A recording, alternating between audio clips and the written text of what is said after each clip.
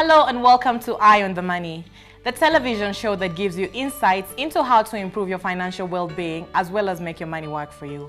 I'm Ingrid Nantege. Now on today's show, we discuss how to have a good relationship with money. Healthy relationships don't just happen, they're built and maintained. This is true not only for your relationships with people, but with money too. To start, take some time to notice how and when you spend your money. What are your patterns? What motivates you to buy things? Do you shop impulsively? What are your triggers? You might want to start a spending diary to track your habits for a month to get a better idea. Having a better understanding of how and why you spend your money is a good first step to making changes. Now joining me in studio to discuss how to have a good relationship with money is personal finance coach Chacha Nyaigoti Bichang'a, who will talk to us and who's also the he's also the author of the book Mastering Your Money. You're welcome to the show, Chacha. Thank you, Ingrid. Thank you for welcoming me to this great show. Absolutely. Now, we're here to talk about a rather different topic, yes. Having a relationship with money. Yeah. I mean, a lot of times we're told about having good money habits, having, good personal financial habits, understanding the fundamentals of personal finance. But when it comes to having a good relationship, it's something a lot of people don't actually think about.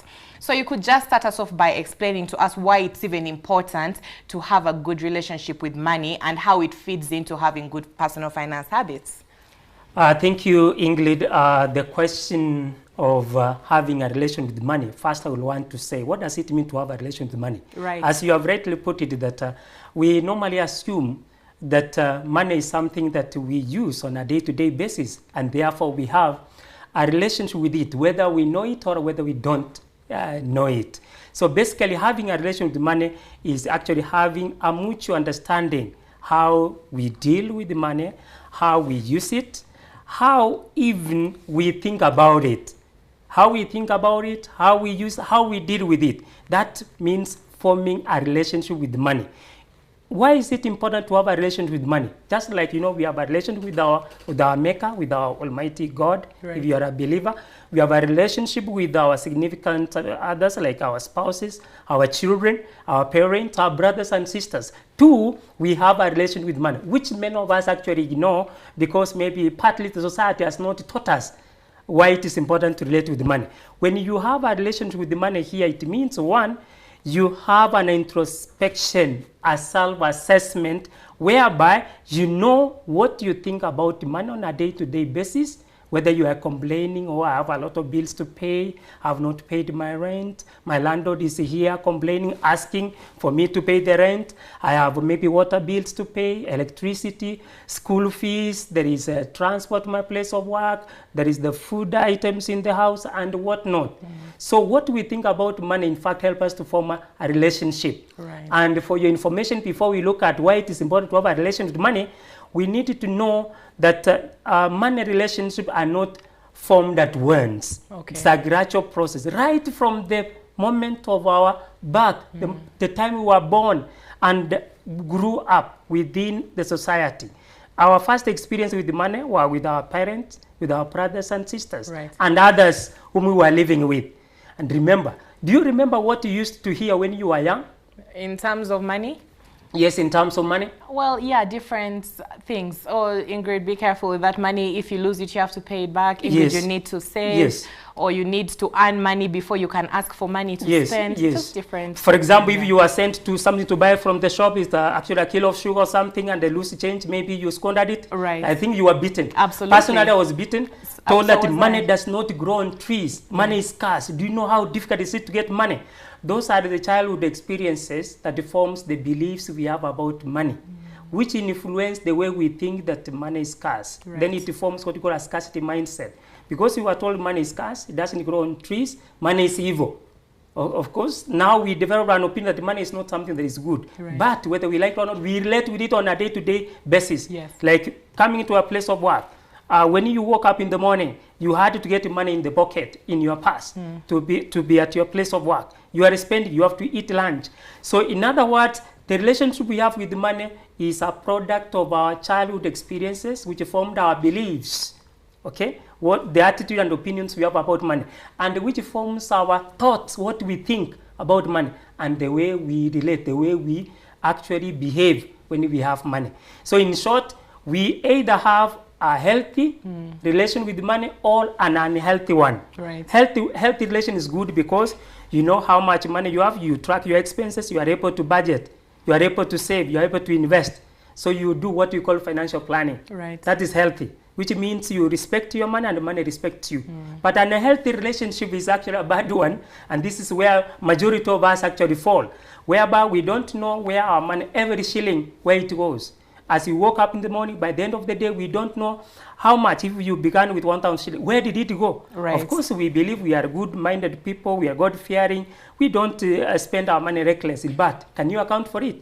If you can't account for your money, you don't have a budget, you don't have a spending plan, then you have an unhealthy relationship with money, whether you like it or not.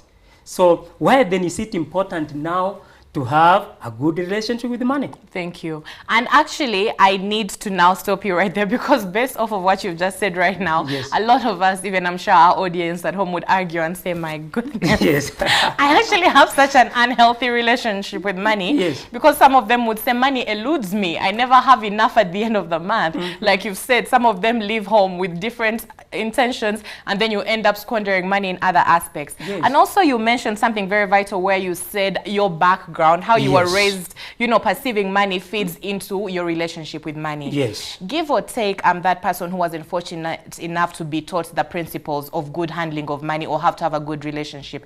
Is there a way in which later in life I can fix this, and how? How do you later on, if it's not something you had at inception, fix your relationship with money? Yeah, by actually having an introspection, a self-assessment, right, an inward assessment, that is a meeting with money.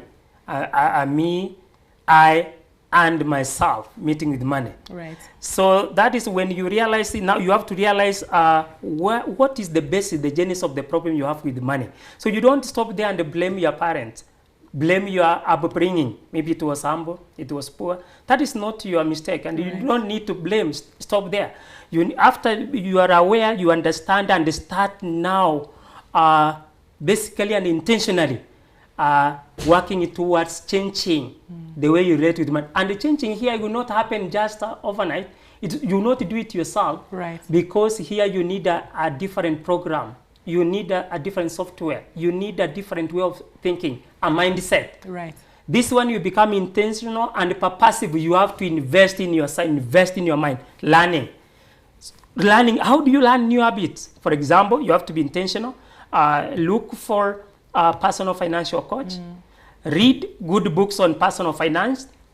Also attend programs, watch even YouTube, including YouTube, actually videos or clips on personal finance, and read widely and get the right person. Surround yourself with the right people who will help you now to unlearn the old habits, to deal with the scarcity mindset that money is evil.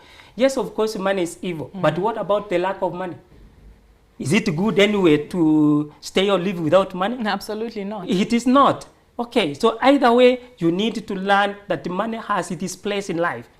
It is not everything, yes, but there are some things that it does that matter really in life. So to fix the problem, you have to be intentional. And here I'm advising anybody, any person who wants to master his or her money and attain financial freedom, to be intentional on acquiring personal financial education. Now, in line with that, and even as you talk about finding where the problem is, yes, you've touched a bit on this, but just for the purpose of clarity. Yes. When people deal with money, there's a lot of excuses. Like you've said, there's just that mantra that goes around, money is scarce, I barely have enough to survive. Yes. Now he's talking to me about having a good relationship. He's talking to me about not being wasteful. So with all those in mind, and bearing again in mind the fact that people are in denial a lot when it comes to money, what are some of the ways someone can evaluate themselves? You know what I mean? Okay. Like, what are some of the telltale signs that, okay, now for sure I have a bad relationship with money? Yeah. There are various ways in which you can evaluate yourself in a bid to improve the way you relate with money. One, first understand the place of money. You have to know, put money in this rightful place. Money, actually, it is a a faithful servant, but a bad master. Right. How is it a faithful servant? It is a servant when it works for you. For example, when you have money, you can pay the bills, meet the recurrent expenditures, the consumption cost. You can pay school fees, pay medical expenses, and do everything that is good. You can even use it to save. You can invest in assets that earn you passive income. But as a bad master, money here controls you instead of controlling it. Do you know money is an unliving thing? Yes. But we blame it for most of the wrongs, most of the evils in society. Yes. We say that money is scarce, money is evil. Yes, money as an unliving thing, it's actually neither good or bad. It is only our thinking, our perception that ascribes value to it. So as a bad master, money controls you. Maybe it's because of our intention. That is what we think now. Maybe let me go and steal. That money now, because you lack money, you think of stealing or of bribing, indulging in corruption. Right. Or even killing, going to the extreme levels of doing inhuman acts. So as a bad master, it controls you instead of you controlling it. By the way, in this case, English, what you should know is that if you don't respect money, in return, money will not respect you. We have a mutual relationship with, just as we have mutual relation with our significant others, with our friends, with our relatives, with our colleagues, with our parents, even with our maker, with our God. Right. Yeah. It's the same relationship. So, yeah, that is the first, actually understanding the place, the place of money, where it put it in its rightful place. Right. We are not saying that you worship money. No. Actually, no money, what it can do, the good things it can do for you. It can buy you the good things you need in life, buy you a good home, a good car, and it can pay you, go for holidays and everything. Number two now, way of now fixing the problem. Here, you need also to understand your value as an individual and your purpose in life.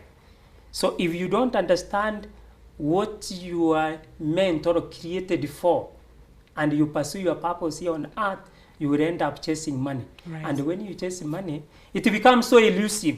And we say that money is, in fact, is an elusive maiden. Yes.